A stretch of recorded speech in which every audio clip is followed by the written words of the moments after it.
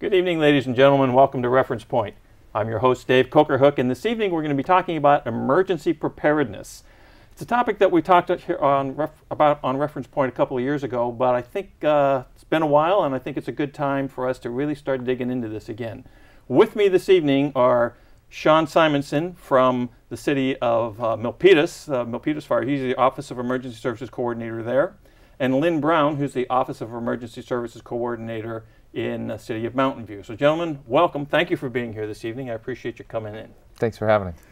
Glad to be here, Dave. Well, good. Well, there's a lot of, one of the reasons I wanted to have this type of a discussion today, I kind of mentioned it before we started the show, is there's a lot of things that have been in the news of late that are areas that I think if people don't put a little attention on it, they could find themselves caught in circumstances. For instance, there's been a lot of seismic activity recently. Matter of fact, there was something in the East Bay, I think it was about 10 days ago or something like that from when we were filming this show.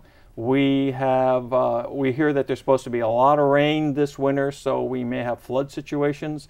We're filming the show in November, so we've got the holiday season coming up, and there's a lot of stuff that people might do silly things and causing fires in their homes. And we are in earthquake country.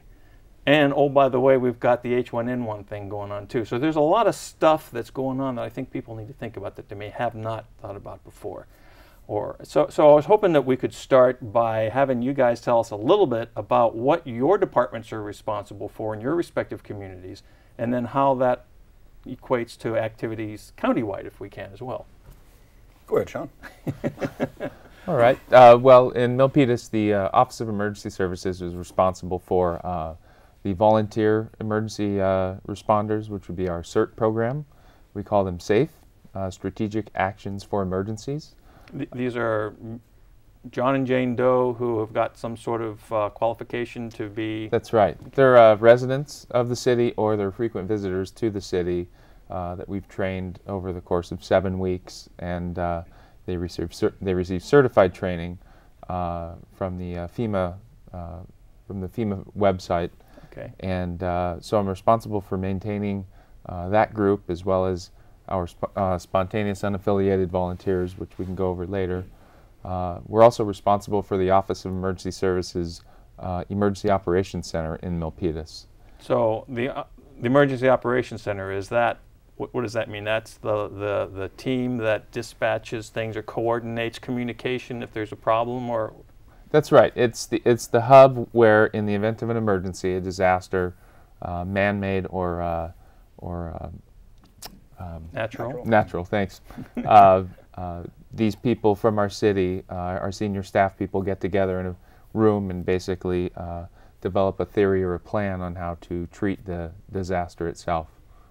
Cool. And that sort of thing is done by multiple communities. I mean, it's all, each community will have something like that. Lynn, you guys do a very similar thing here in Mountain View, right? That's correct. And you ran down a long list of things, Dave, and as emergency managers, we like to think those as job security. A lot of bad stuff can happen out there.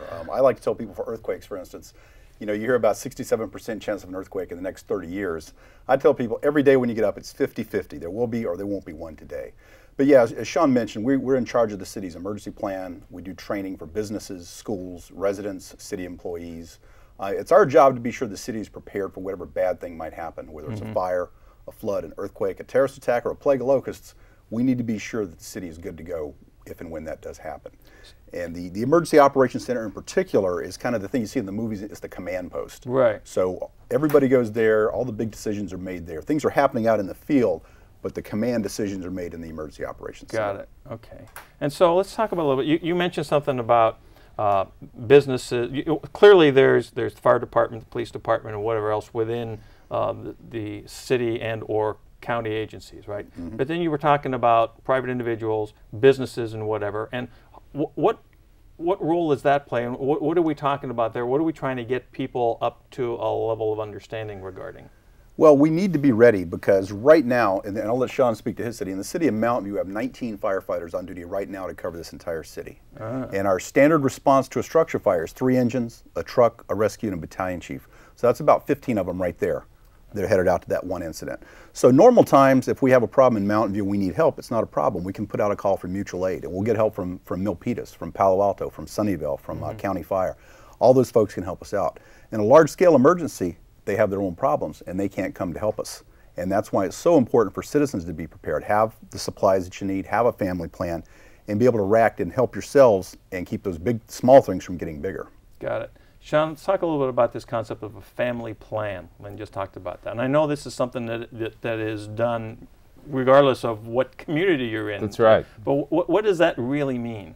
Family plan, in summation, is really just kind of it's a plan, for lack of a better word, that you develop with your family in the event of an emergency, so that you have a 72-hour kit, so that, like Lynn was referring to, you may not get help for 72 hours. So having a kit prepared for your family is crucial. And I know that I have it on my website, and I think Lynn's got it on his to visit.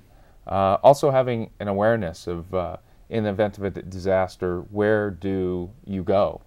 Where are we going to meet each other? And, right, because you're not necessarily, it isn't conveniently going to happen at 3 a.m. when everybody's home. That's right, that's right. So having a place to go, be it a high school, or if there's a hospital nearby, or a fire station, having that plan set in place before the emergency is the most crucial part of the plan. And even not for just huge emergencies, but also something as simple as a fire, having a family escape plan and doing a fire drill once in a while, so everyone knows 2 ways out of the home. So if the front door is blocked, they don't stand there. They know, okay, we can go out the back door, we can go out the window. And a key thing we like to remind people about when you're putting a plan together, when you talk about emergency preparedness, people tend to think about, oh, I need water and I need food and that kind of thing. It's important also to keep your important documents together. Great example, a few years ago up near San Francisco, there was a small housing development near a hillside. They started to develop the hill, and it started to slide down into the houses below. And the people got a little nervous, so they called the county health department, or the county building department, and the inspector came out and took a look and said, tell you what, you got 15 minutes to get what you need out of that home, and I'm going to red tag it and no one could go in there.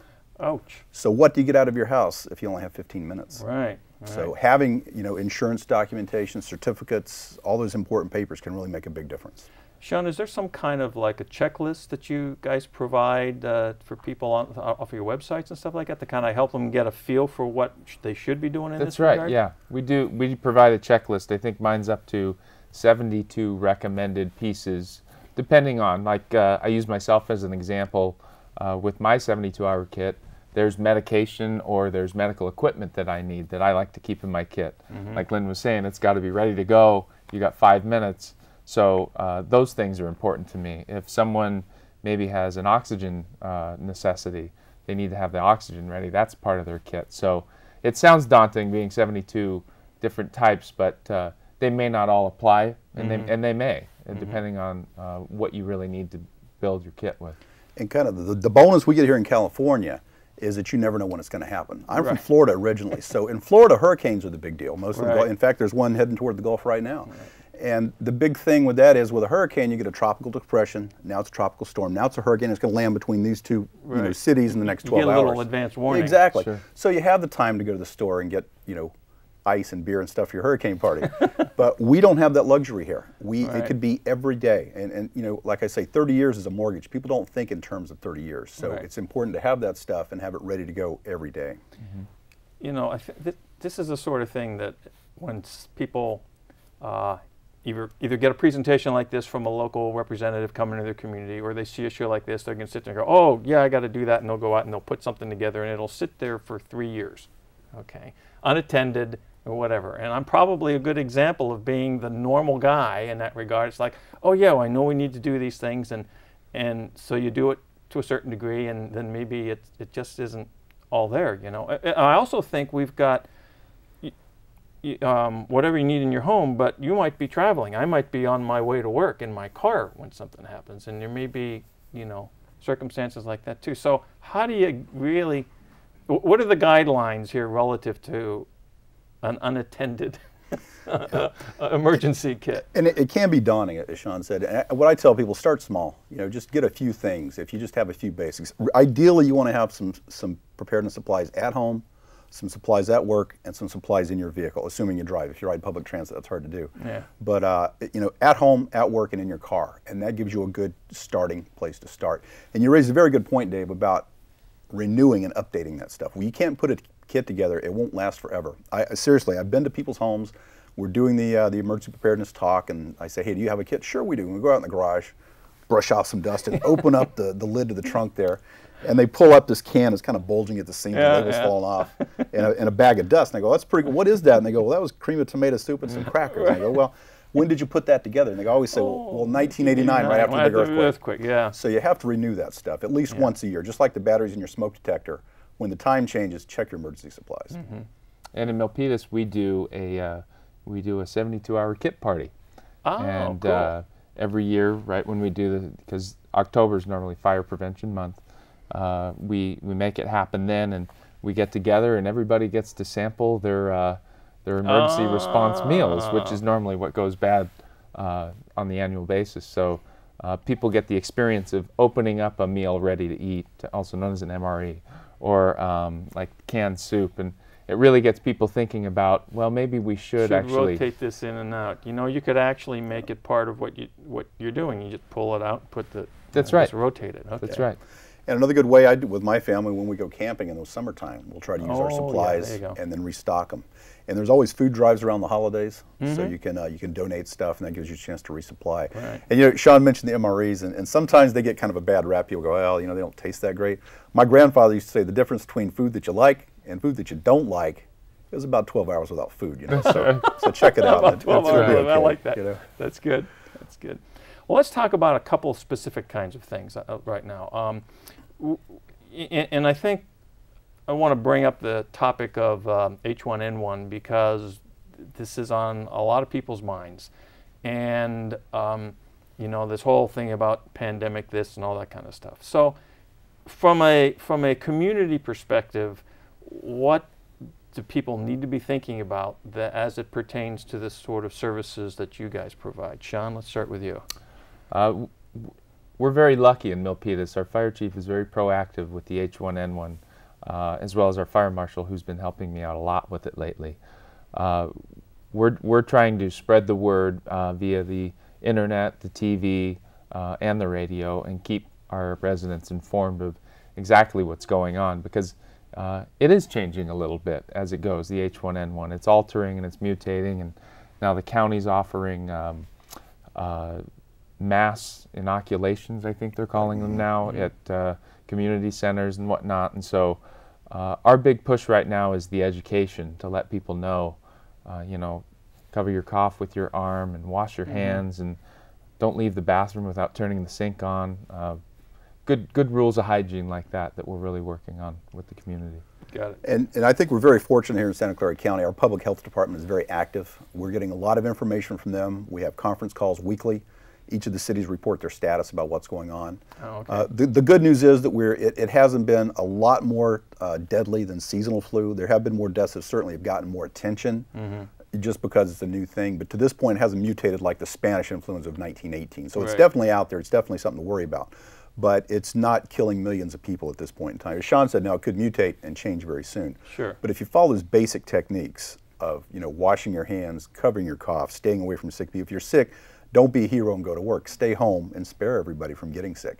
And we are instituting some things around the city. We'll be instituting policies where, for instance, if a customer comes to a window and is obviously ill, we'll ask them to cover up with a mask. And if they won't comply at some point, we may have to refuse service, which, you know, we hate to do as a city. Right. We have to think about keeping things moving along as well. But a lot of the stuff that we're talking about is common sense sort of things that you really should be thinking about. If you're not feeling well, even if it has nothing to do with H1N1, do you really want to go into the office and infect everybody else? As a businessman, That's right. I would think that I'd rather that man or woman stay home for a couple of days, because I don't want 16 of my people out sick if I only, you know.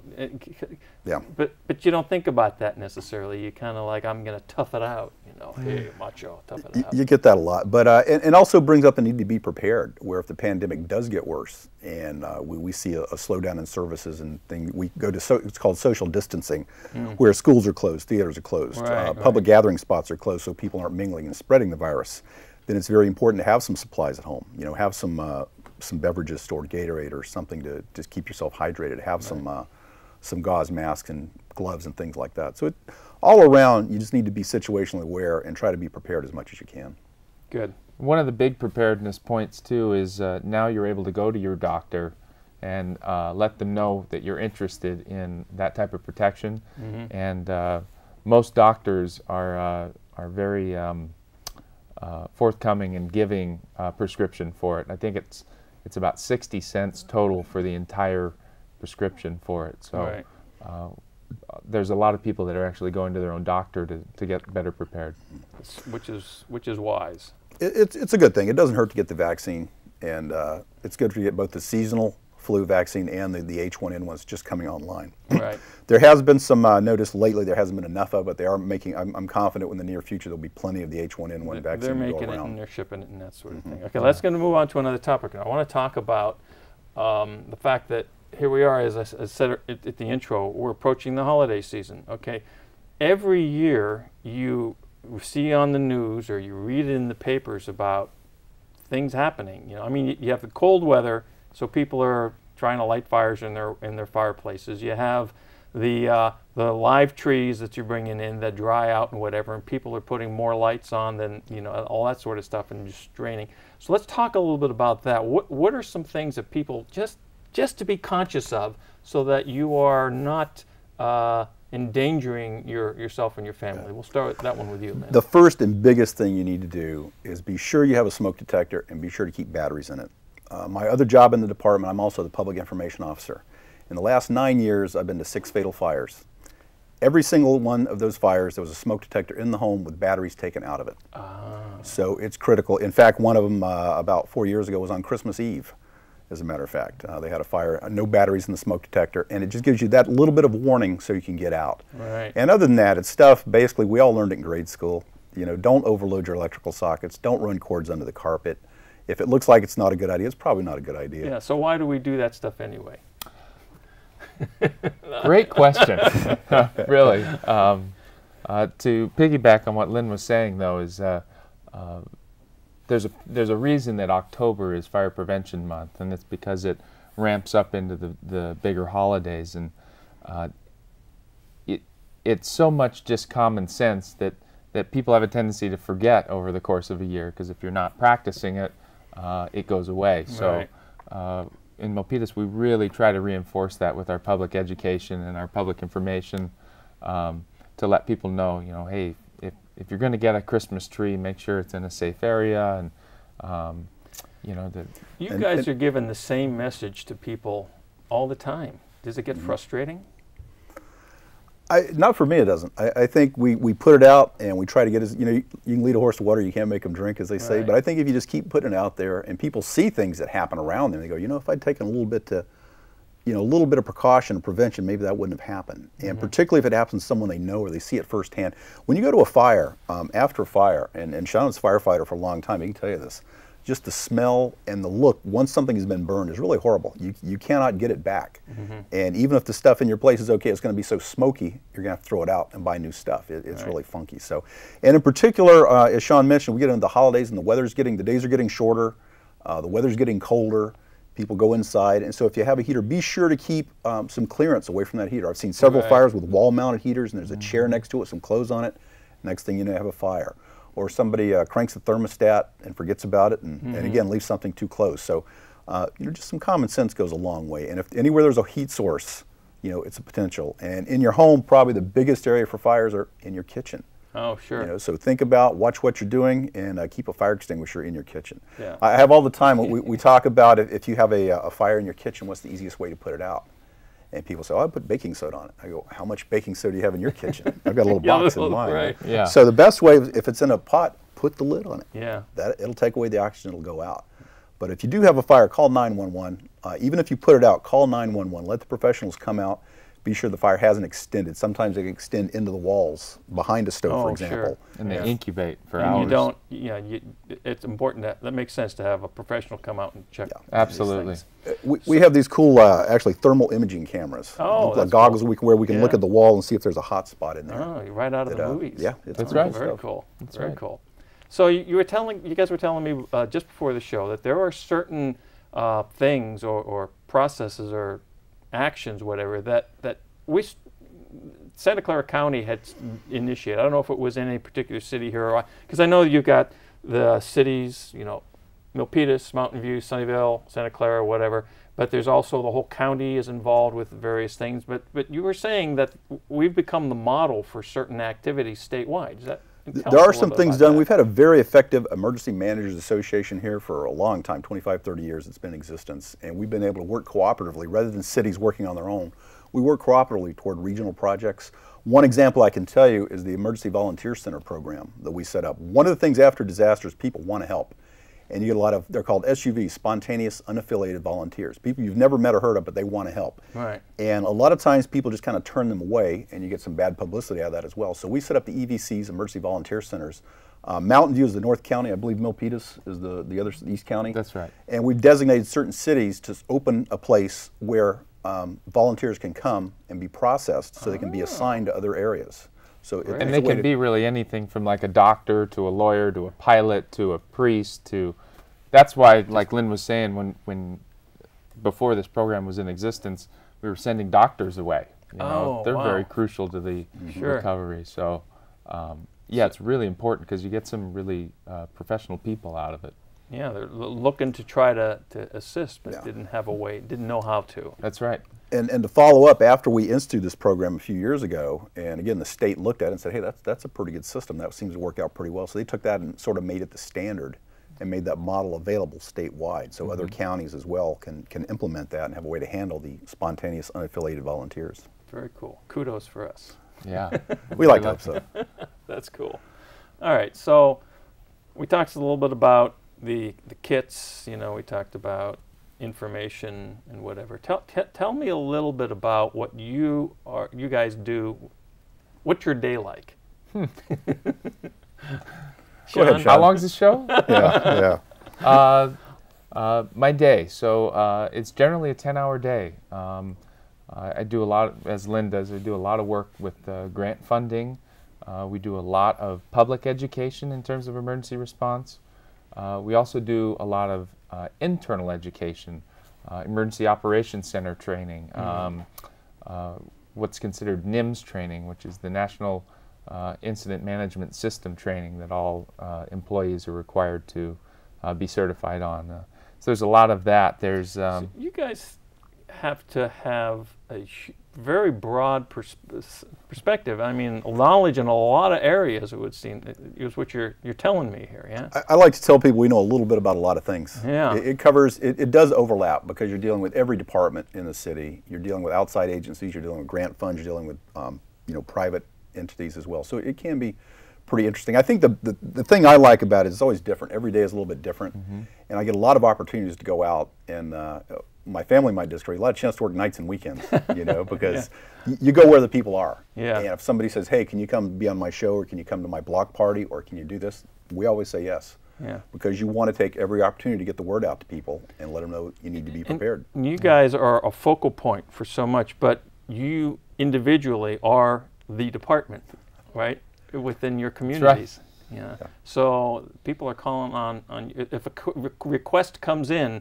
for someone to come out and speak to our business or whatever, it's going to come to you, or it's going to come to you. Yes, it will. Okay, very cool. Yep, it's a fun job though. It's good. You get to meet a lot of people. The downside is I have a hard time remembering people's names. I feel bad about that. It's a challenge. But when you teach a class with 30 people in the class, Yeah, they all right. remember your name. Exactly. Right. And exactly. Sometimes you can't remember everybody's name. And one of the really interesting things too that you touched on was does it get mundane being repetitious with people? And I know Lynn will attest to this. When even if you've said it 300 times, if you say it 301 times, when you see the light bulb go on in that person's It head, makes it worth it. it's really rewarding because you know that you've quite possibly saved that person from a major catastrophe in their own life. We have less than 5 minutes left in the show, so I'm going to ask you guys, are there any important things that we didn't mention here that you would like to communicate? I'd just like to tell you a quick success story and get a plug-in for one of my programs. And we have a program called CERT, Community Emergency Response Team Training. And you can find it on the city website at mountainview.gov. Just go to that website and look for CERT. And it's a free 20-hour program. We teach citizens how to be basically prepared. We teach fire suppression, disaster medical operations, medicine when the ambulance isn't coming. We do search and rescue, team organization, disaster psychology, and certain terrorism. So it's a fun class. It's free to anybody that lives in the city of Mountain View. And how long? It's about 20 hours of training total.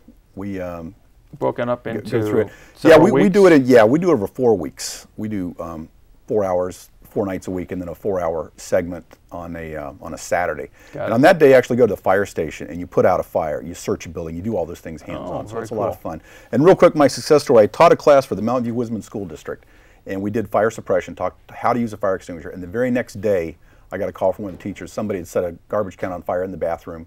She evacuated the kids and said she felt very comfortable picking up the extinguisher and putting out the fire. So I felt good about that. Did your job. Okay. So Sean, how about you? Any thoughts? What's great is Lynn and I have a very similar program. So the only difference is that we teach it 7 Thursdays and then 1 Saturday. Right. But pretty much identical programs. And you can visit ours at milpitas.ca.gov and sign up. And I think another thing that I want people to understand is that the kind of work that you're doing in your communities in Milpitas and Mountain View are emulated in communities all around the Bay Area. I mean, and so if you're watching this show and you live in San Mateo, or you're in San Jose, or you're in Los Gatos, whatever, there are similar activities, similar groupings that you can work with and you can look to. So check your city's website. And I'm sure that, as a matter of fact, that's where you guys have most of your information, right? That's correct. So check your city website and you'll be able to get some more information. Gentlemen, I really appreciate your coming and joining us on the show today. It's been a lot of fun. I've learned some things, and you've actually made me remember that I actually need to go and take a look at my kid again. It's been sitting there since the last time Lynn was on the show. We'll be coming to your house to check it. I'll bet you will. So thanks very much. I appreciate your time and joining us. And ladies and gentlemen, thank you for visiting us here on Reference Point. We'll see you next time.